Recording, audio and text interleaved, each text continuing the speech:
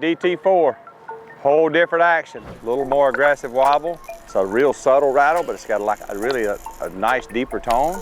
Day like today, I could bounce out here, man. It's kind of cloudy, overcast, not as much light penetration. It'd be a prime day to catch some on a DT4 because the sound aggressive, you know, a little bit more wobble, but not over the top, but yet the way that the angle of the bill is right across the grass, whether it's milfoil, hydrilla, coontail, eelgrass, it doesn't matter.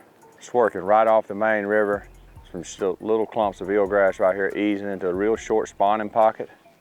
Got the channel comes into this, so I got deep water right behind me. It's absolutely textbook to get bites. Sometimes those bass don't read those books, but sometimes they do. I really like this bait right here. I really like to go to DT4 sometime when the water's more colored than normal, because it's just a little bit harder thump on it, more vibration.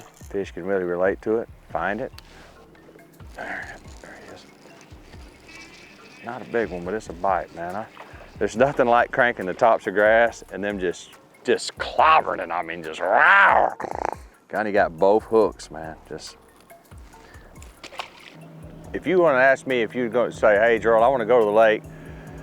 I'm going to the lake, has a lot of grass in it, and it's springtime, and I want to know the most effective way you think I need to fish the grass. And I would say that for me, the DT line of baits offers the most effective way because you have the 4, you have the 6, and you have the 10. If you just rigged up those 3 baits and watched your graft, I'm sitting here looking down at my Solix, I can see the clumps of grass. If the grass starts showing up real deep, I could spin the boat and hit it with a 10.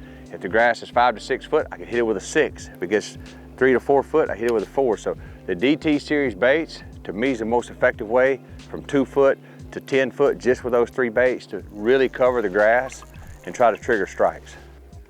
Here he is.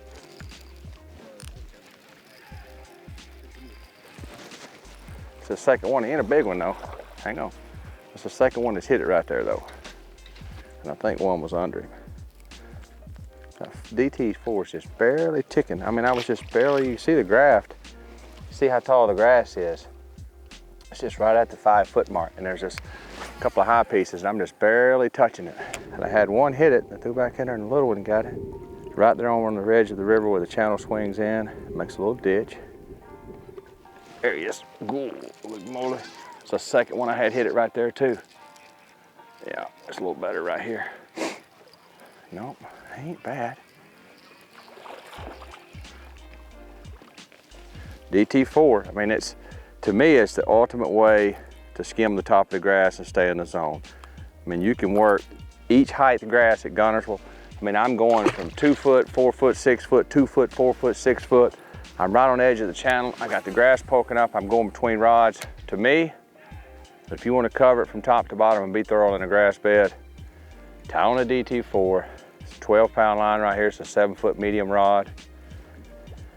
It's a 6-to-1 quantum reel. I'm just kind of barely ticking the top of the eelgrass. Has a great stance coming through the grass. Has a really unique sound. Extremely weedless. I really like it out there. It's a great little wintertime attachment to put in your arsenal when you're cranking the grass.